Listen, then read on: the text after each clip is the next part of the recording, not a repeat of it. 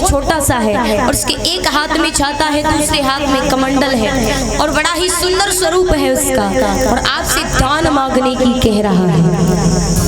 जब उनके स्वरूप के बारे में महाराज बलि ने सुना, महाराज बलि वहां से दौड़ते ही यज्ञ को छोड़ दिया और यज्ञ को छोड़ करके भगवान बावन की तरफ चले। भगवान बावन की तरफ जाने लगे, प्रभु के समीप पहुंचे और जाकर प्रणाम किया, प्रणाम किया और कहने लगे, प्रभु बताइए आपको क्या चाहिए। भगवान बावन कहने लगे, चाहिए वो आप हमें देंगे? बोले हाँ। भगवान बावन कहते हैं कि ऐसे तो हम विश्वास नहीं कर सकते, आप पहले हमें वचन दीजिए कि हम जो भी मांगेंगे आप हमें देंगे।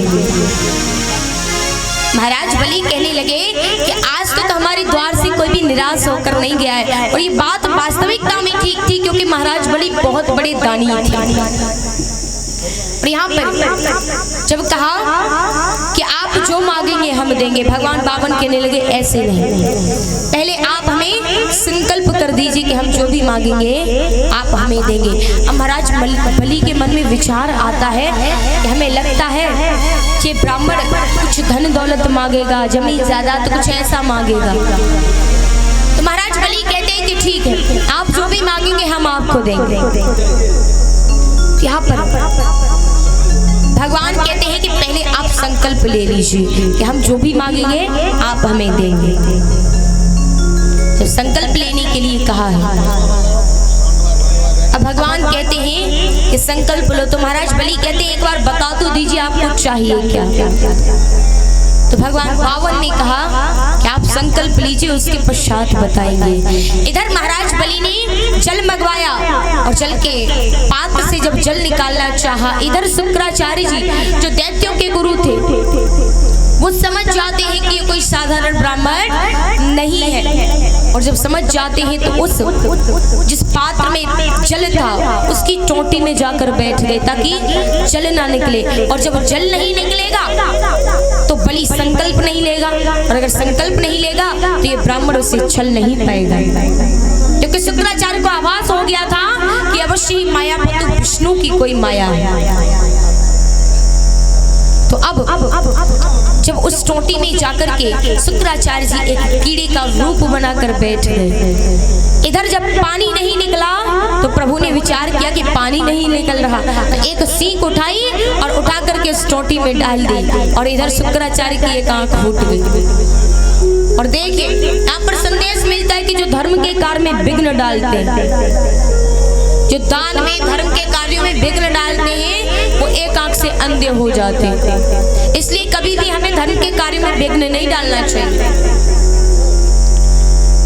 इधर जब एक आंख को फोड़ दिया, शुक्राचार्य जी विचार करने लगे कि एक आंख तो फोड़ ही दी, अगर द्वारा बैठ गए तो दूसरी भी फोड़ दे, वहां से चले जाते हैं।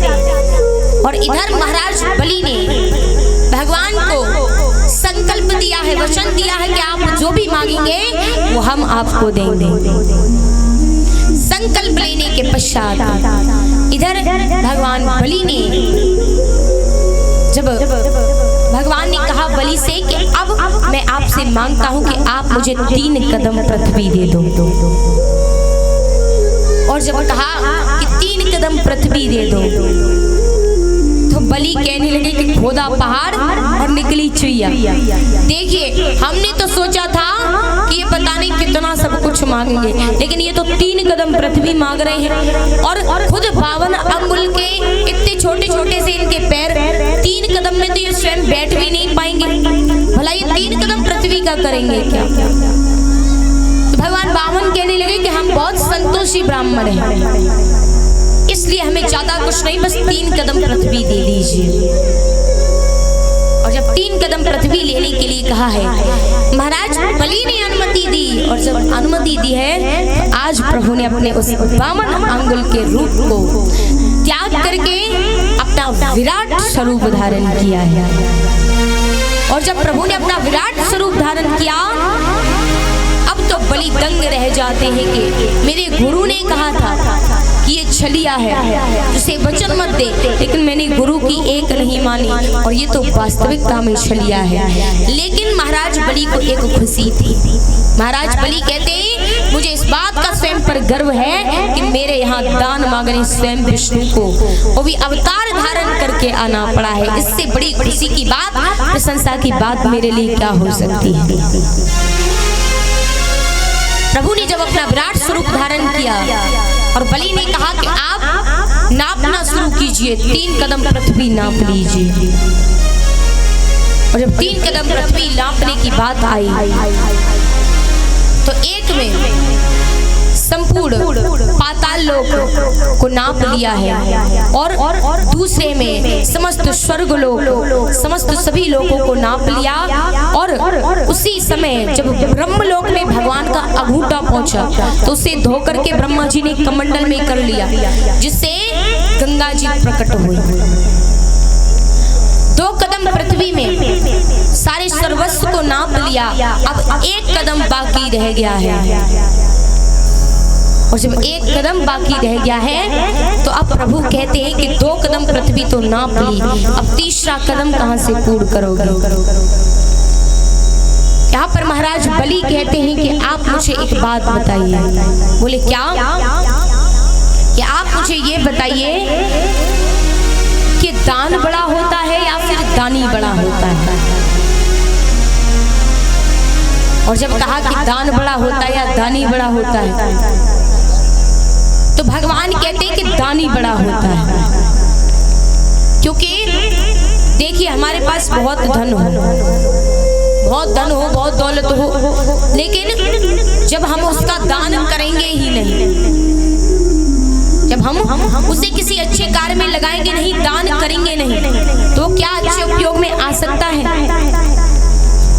तो दानी होना बहुत आवश्यक है, तभी दान किया जा सकता है। तो दानी बड़ा होता है ना कि दान। और जब भगवान ने कहा महाराज बलि से कि दानी बड़ा होता है, दान छोटा होता है, तो प्रभु कहने लगे कि अगर दानी बड़ा होता है तो महाराज बलि ने कहा कि मैंने आपको दान किया है और 2 कदम पृथ्वी आपको दे दी। 2 कदम पृथ्वी में आपने सर्वस्व नाप लिया, अब 1 कदम मेरी पीठ पर रख लीजिए, क्योंकि मैं दानी हूँ, मैंने आपको दान किया है। और आपने अभी अभी कहा कि दान से बड़ा दानी होता है। भगवान ने बलि की बात को माना और बलि की बात को मान करके अपना 1 चरण बलि की पीठ पर रखा है और अपने 3 कदमों को जो संकल्प दिया था महाराज बलि ने उसको पूर्ण किया है। अब तो जब महाराज बलि को नाप लिया तीसरे चरण में तो महाराज बलि को बंदी बना लिया।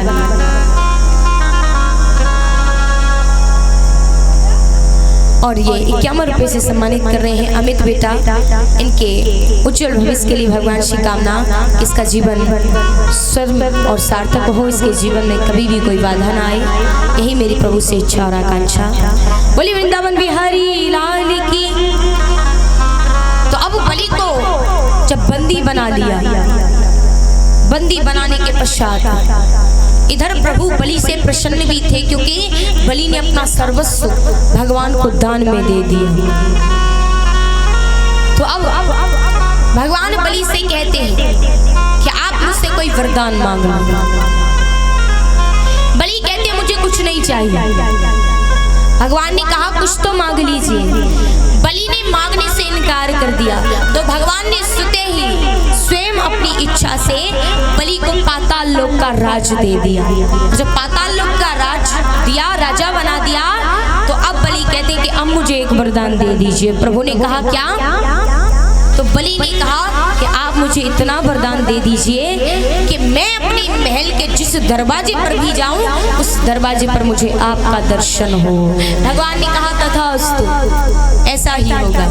और अब तो भगवान बलि के यहाँ पहरेदार बन जाते हैं। और जब बलि के यहाँ पर पहरेदार बन जाते हैं तो विद्वान बड़े सुंदर शब्दों में रचित करते हैं और लिखते हैं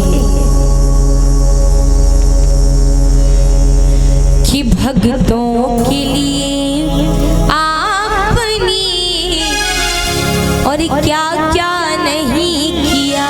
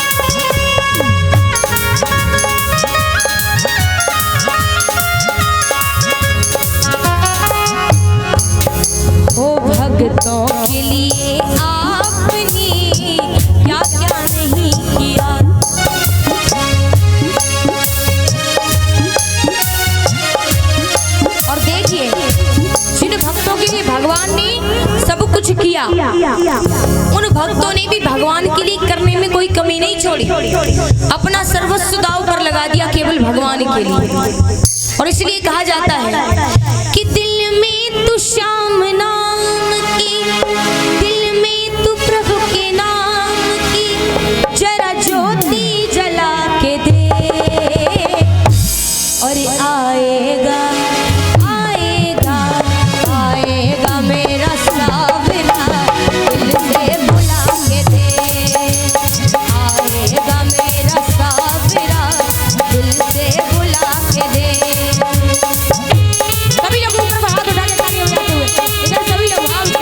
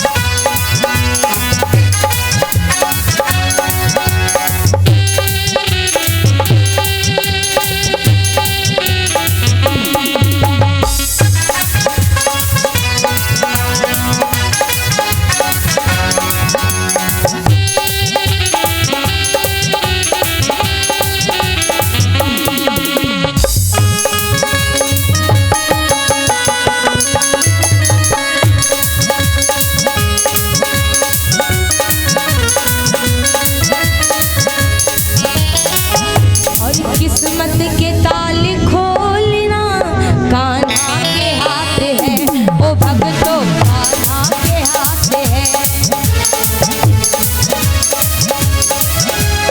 किस्मत के ताले खोलेगा, किस्मत के ताले खोलेगा। कौन कौन चाहता है कि आपकी किस्मत के ताले खुल जाए? कौन कौन चाहता है? जो भी चाहता है ऊपर को हाथ उठा लीजिएगा, और जो नहीं चाहता उससे कुछ कहना ही नहीं है। जो चाहता है वो बात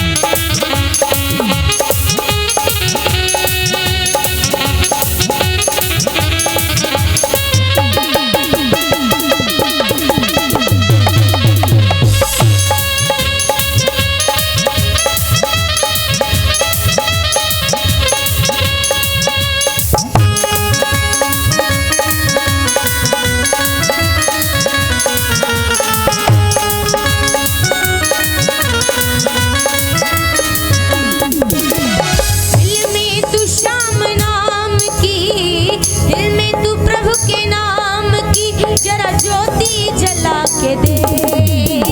आएगा आएगा आएगा मेरा सावरा दिल से बुला के दे। आएगा मेरा सावरा दिल से बुला के दे। आएगा मेरा सावरा दिल से बुला के दे। बोले कृष्ण कन्हैया लाल की।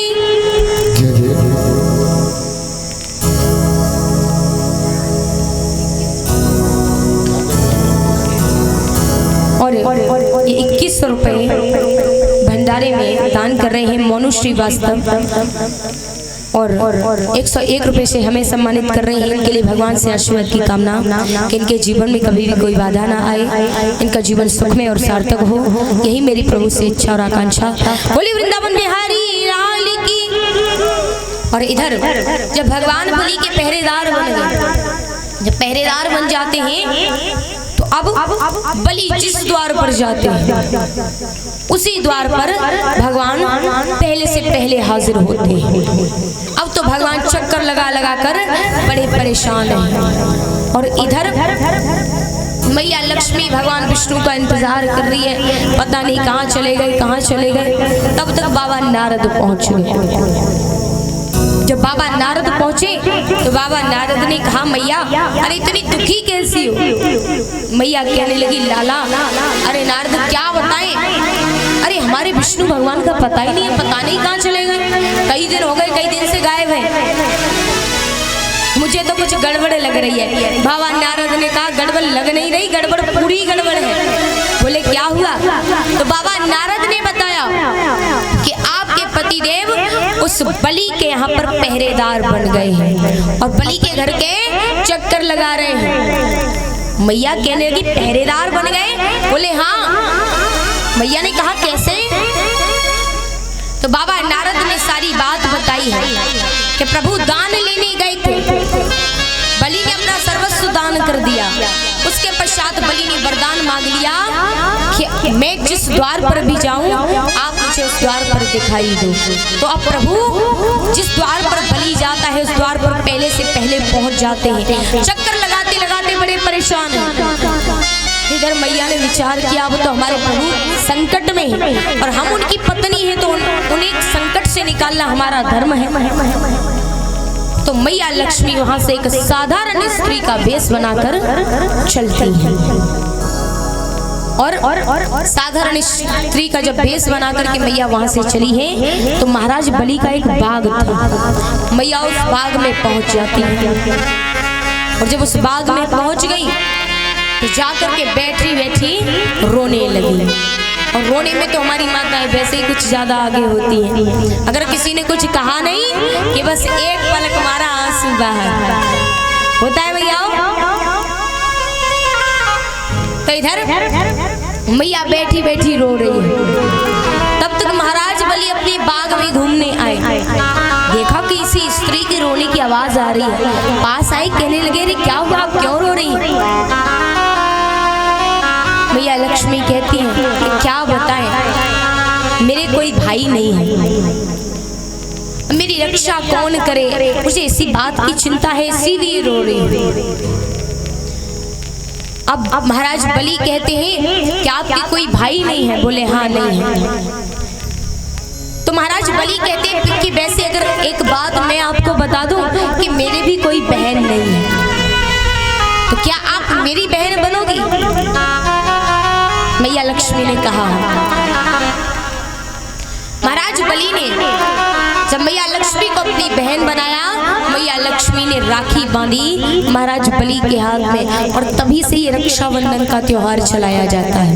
और देखिए रक्षाबंधन पर बहनें भाइयों को राखी बांधती हैं, केवल वो एक धागा नहीं होता, वो बहन अपना रक्षा सूत्र भैया के हाथ में बांधती है कि जब जब मेरे जीवन में कोई संकट आएगा, जब जब मुझ पर कोई आंच आएगी, तब तब मेरा भैया मेरा साया बन करके मेरी रक्षा करेगा। इसलिए उस राखी को रक्षा सूत्र कहा जाता है। मात्र वो एक धागा नहीं होता, भाई और बहन का प्रेम का प्रतीक होता है वो धागा। तो तभी से रक्षाबंधन मनाए जाते हैं। अब राखी तो बांध दी, अब मैया खड़ी खड़ी कुछ विचार कर रही है। महाराज बलि ने कहा, बहन क्या आप कुछ कहना चाहती हो? मैया ने कहा हाँ। बोले क्या? तो मैया ने कहा हम आपसे कुछ मांगना चाहते हैं। तो महाराज कहते हैं कि पहले तो आप हमारी बहन हैं, तो हमारे महल चलिए, उसके पश्चात आप जो मांगेंगी हम आपको देंगे। वहां से महाराज बलि मैया लक्ष्मी को अपने घर लेकर गए, स्वागत सत्कार किया है कि मेरी बहन आई है। उसके पश्चात जब मैया को विदा करने लगे तो कहा कि बहन बताओ अब आपको क्या चाहिए? तो मैया लक्ष्मी हाथ जोड़कर कहने लगी कि भैया और तो मेरे घर में सब कुछ है, लेकिन ये जो तेरा पहरेदार है ना, इसे मुझे दे दे। महाराज बलि ने अपने सर में हाथ मारा और कहा, अरे तू महाराज बलि की बहन है, कोई साधारण स्त्री नहीं है, कोई साधारण बहन नहीं है, और तू मात्र एक पहरेदार को मांग रही है। लेकिन मैया लक्ष्मी कहती है कि मुझे सर्वस्व तेरा नहीं चाहिए, मुझे कुछ नहीं चाहिए, बस तू इसी पहरेदार को मुझे दे दे। महाराज बलि ने उस पहरेदार को तो दे दिया, यानी भगवान को दे दिया, लेकिन महाराज बलि को शंका होने लगी। तो पूछा कि अब बताओ आप कौन हो? तो भगवान विष्णु और मैया लक्ष्मी अपने अपने असली स्वरूप में आए हैं। और जब असली स्वरूप में आए तो मैया लक्ष्मी ने कहा कि ये मेरे पति हैं और मेरे यहाँ और किसी चीज की कमी नहीं है, लेकिन मेरे पति को तूने पहरेदार बना लिया था, इसलिए मुझे तेरी बहन बनकर आना पड़ा। और वहां से अपने पति को लेकर के मैया अपने धाम के लिए प्रस्थान करती है। इस प्रकार से महाराज बलि ने भगवान बावन को अपना सर्वस्व दान कर दिया। बलि बड़े ही धर्मात्मा राजा हुए, क्योंकि हमारे पास धन दौलत हो ये मात्र आवश्यक नहीं है। दान हर व्यक्ति नहीं कर सकता, दान हर व्यक्ति नहीं कर सकता। बहुत पैसे वाला व्यक्ति हो, उसके पास धन दौलत पद प्रतिष्ठा की कोई कमी ना हो, लेकिन कभी भी वो किसी गरीब की मदद नहीं करेगा। क्योंकि दान करने के लिए ना मैयाओ दान का नहीं, ज्यादा पैसे का नहीं, बल्कि हृदय का, दिल का होना आवश्यक होता है। जिसके अंदर दिल होता है, हृदय होता है, भावनाएं होती हैं, और जो दूसरों की परवाह करते हैं, दूसरों को समझते हैं, वही दान करते हैं। और देखिए आप कभी भी अपने जीवन में दान करने से, धर्म करने से, किसी गरीब व्यक्ति की सहायता करने से पीछे मत हटिए। और जब आप किसी की सहायता करें ना, आपको कोई जरूरतमंद व्यक्ति दिखता है तो आपके मन में ये विचार आए कि मैं नहीं सहायता करूंगा, तो एक बार ये सोच लेना कि अगर आप उस जगह होते तो, क्योंकि आज आपके पास धन अवश्य है, लेकिन समय का कोई पता नहीं होता। समय राजा को भिखारी बना दे और भिखारी को राजा बना दे। तो सभी की जरूरतों को पूरा करिए। और देखिए एक शुक्र मनाइए, भगवान से प्रार्थना करिए कि हे प्रभु तेरा लाख लाख धन्यवाद है, तेरा बहुत शुक्रगुजार हूँ मैं कि तूने मुझे देने वालों में बनाया है, मांगने वालों में से नहीं। तो हम और आप अगर देने लायक हैं तो हमें अवश्य देना चाहिए। बलि ने अपना सर्वस्व दान कर दिया। वहां से प्रभु और मैया लक्ष्मी अपने धाम के लिए प्रस्थान करते हैं। और आइए माताओं बड़े भाव के साथ एक कीर्तन, और जो मैया नृत्य करना चाहती है वो नृत्य कर सकती हैं।